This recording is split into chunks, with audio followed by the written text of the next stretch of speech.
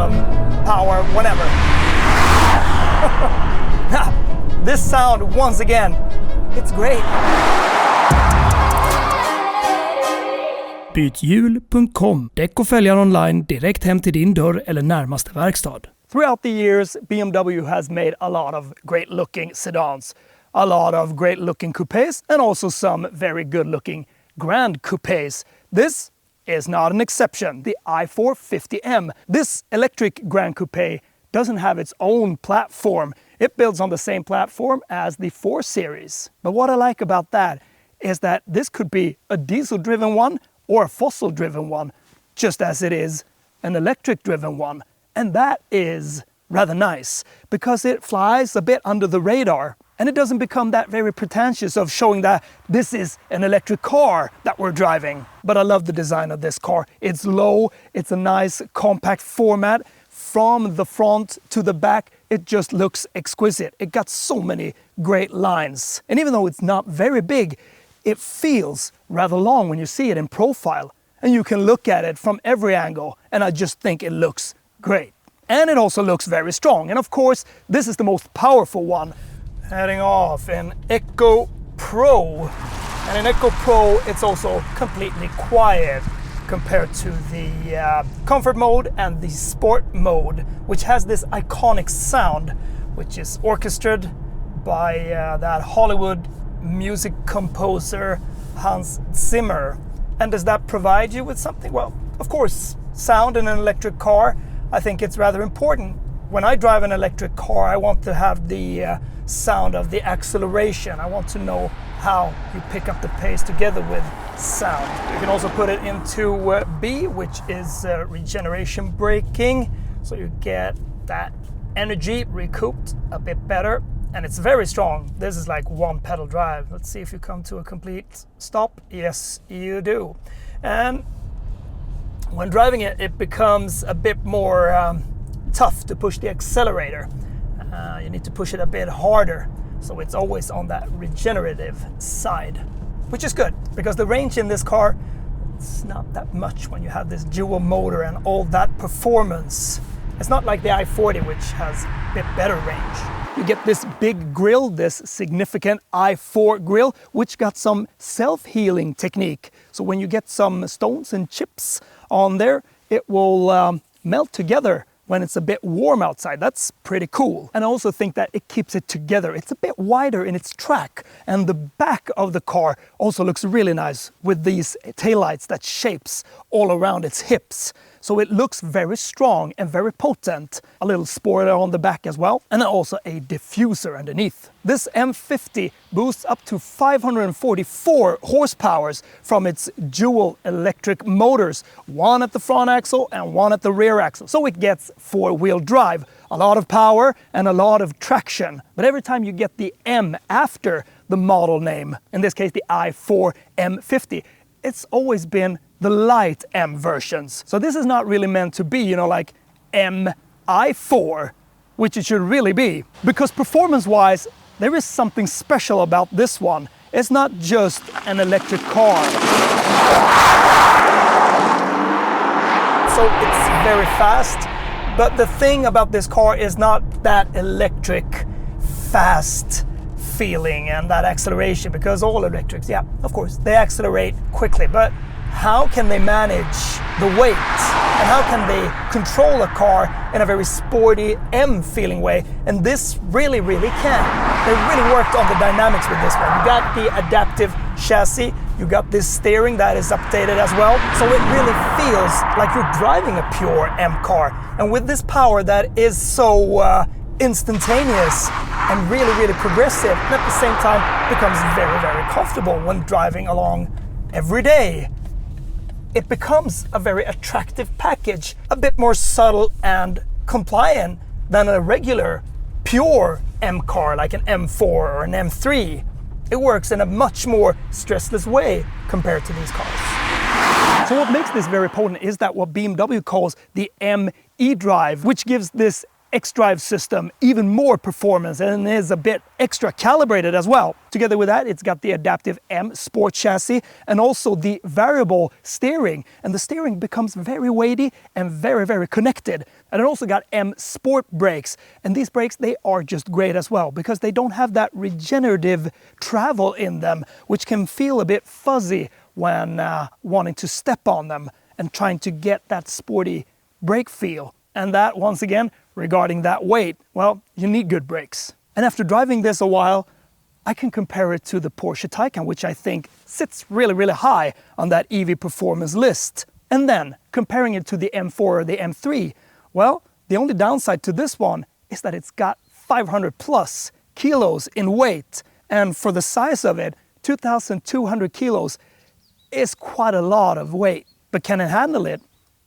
I think it does a really, really good job. So it does 0 to 100 kilometers an hour in 3.9 seconds. And you know, that's always the talk, the acceleration, but there's so much more to this car, which I really, really love. We know that electric cars with a lot of power can do 0 to 100 or even more very, very quickly. And this picks up speed in a very, very gracious way and a very, very exciting way because it's got the iconic sounds, which in many areas can sound a bit ridiculous. But in electric cars, well, you need to really elevate the feeling when accelerating. But I like to have electric sounds in a car when I'm active and driving on tracks or on the road. And the iconic sound in this car when you drive in comfort and sport mode is orchestrated by the Hollywood composer Hans Zimmer together with another colleague. And I can tell you that it really lifts the feeling when accelerating and gathering speed.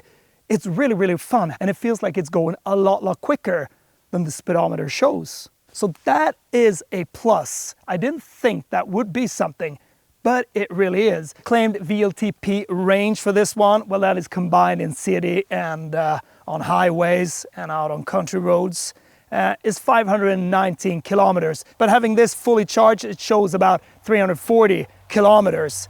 So that's not a lot. So range suffers a little. The i4 40, that's a better option because it has a lot better range. But still, you can fast charge it at up to 200 kilowatts. So that's good when you're on the run. So this hasn't got a frunk, so getting an EV, well, that's a bit sad. But the trunk space is all right. It's almost identical as the normal 4 Series. And you can still fold the rear seats 40, 20, 40 split. Base price for this car is 789,500 Swedish crowns. And with that battery bolted to the floor, increases the stiffness and also lowers the center of gravity by 34 millimeters, which is, you know, better. But what is not better is that 80.9 kilowatt hour battery weighs 550 kilos. So it's a car in this size that weighs over 2,200 kilos. And that is a bit extreme for being in this class. Despite that 544 horsepower, electric horsepower, and all that massive torque, it's still half a second slower than a BMW M3 or an M4 from 0 to 100 kilometers an hour. But I still think that it's a very attractive EV package of a sports car because the handling in this car is rather something. Sport, well, here comes that sound, which really captures you when you accelerate away. And you know, it is really, really quick. You get all that power immediate, and in a car that is as composed as this one, well, I'm comparing it to the Porsche Taycan, which gives me that real good feedback immediately. You want to go a bit more sporty, and you can take this to a track day and you know, beat a lot of other cars.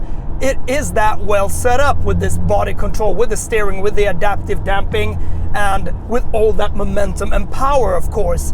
And the best thing is when you're taking some corners and really pushing it hard, you really don't need to retake it because the steering input is just so great. By not having an engine in the front, it becomes a bit more light, even though the general total weight becomes a bit different. But that is a bit easier to manage, I think, because it's set so low. but you can feel the weight when pushing it harder. Of course, pushing it into a corner, you need to plan it a bit better. And the brakes, they really get you to a stop. When you want to come to a stop, you can feel all that 2,200 kilos of weight. So they need to fight a bit, and you need to rely a bit on your tires. So tires is extremely important. Remember that, to choose the right tires for electric cars, which has this generally higher weight. Don't buy any cheap tires. Remember to get the right tires for these cars. So if you want to check out what tires you need, then head on into t.o.m and you'll find a variety of different tires and rims. Getting inside this Grand Coupe, and it feels like you're stepping into a very classic BMW with the materials. And I also like that it's down-toned in here. It doesn't look super space-like, super futuristic.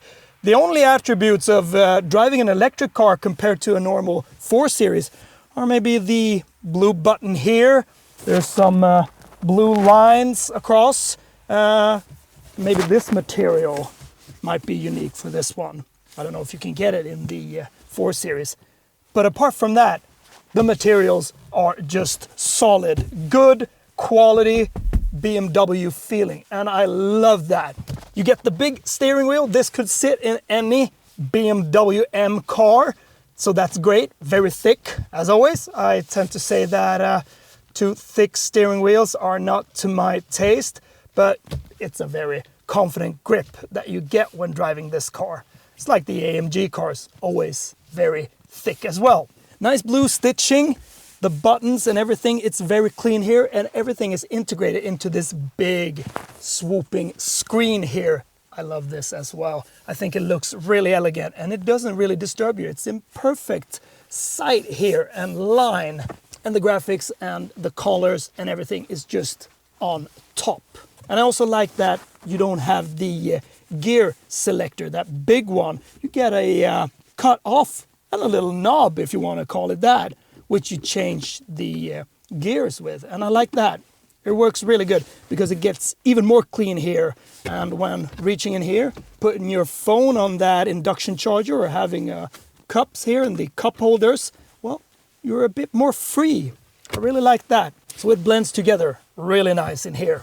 Maybe I would like to have some more colors in here because it becomes rather dark in a car like this. You've got that sunroof here, which lets in a little light, but it suits this car, the color of the car, together with the black sport seats. And these seats, they're both comfortable, very supportive, and they look good. So this updated system in BMW, I like it, but in the beginning, it is a bit messy. And there's been a lot of other people telling me that they don't like it because it is a bit fuzzy. So many icons and submenus to roam around in. But when you find them, I mean, take a little time and then you're in it because you're gonna own the car for a little while, right? Then I think it works really good. You got Android Auto, Apple CarPlay, you get into your navigation systems. But when reading them out, well, sure, there is a lot. But you can get back and you can put in your own widgets and stuff. And it's really quick. It's a very quick processor. Very nice display with a cool head-up display in the window, which gives a little extra futuristic feel. And you can toggle around in that one and set your different information in that head-up display. But a nice split divided screen that flows together really, really nice. Some physical buttons here, the volume knob, the heating for the rear window and max output of air to the front window, and also when scrolling tracks. Otherwise you get into the climate menu here. And sure, this might be for a newcomer a bit difficult, you know, getting in here when you just want to turn it quickly. You need to get in here and then push it up, set it.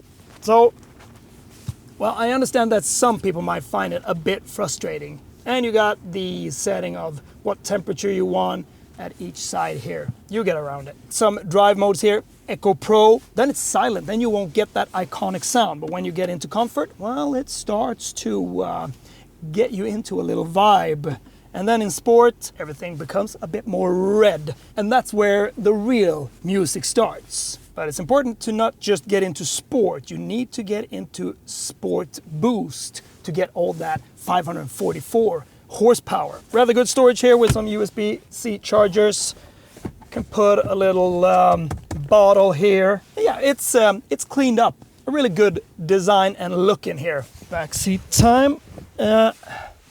Yep, it's a little cramped back here. A little higher floor, but not that very noticeable. Okay, I sit rather low as a front driver now, so a bit difficult to get my feet stuck under that seat. You sit rather straight up, in a rather straight up position. So it's not super roomy in here. It's almost like getting into a coupe, which it is, a grand coupe. And you know, I'm not that tall, 175 centimeters. So being 185 and plus 190, it's very difficult. You can't really lean forward either. So mostly for two kids when going longer stretches. Cup holders, armrest, heated seats, auto, and you can set some of your temperature back here. So of course it looks good. The front seat looks good to look at. You've got some light let in, but with this roof that swoops down, it becomes a bit more cocoon. Yeah, you can feel how it's like a rocket. The speed together with that iconic sound, I think it works really well, but you really need to push it that hard in the sport boost or the sport mode to really experience it. And it's not like you're lost at any time when getting it in hard to a corner or provoking it from side to side. It's just great. It's a serious, fast and properly well set up EV sports car, this one. I really, really like it. With just like a track for it, take it to the limit. But on an uneven road, it's very, very subtle. It's very smooth. And I can't really feel that it hits this different type of harshness in the road. So it becomes a very good grand tourer, even though the range is not that superb.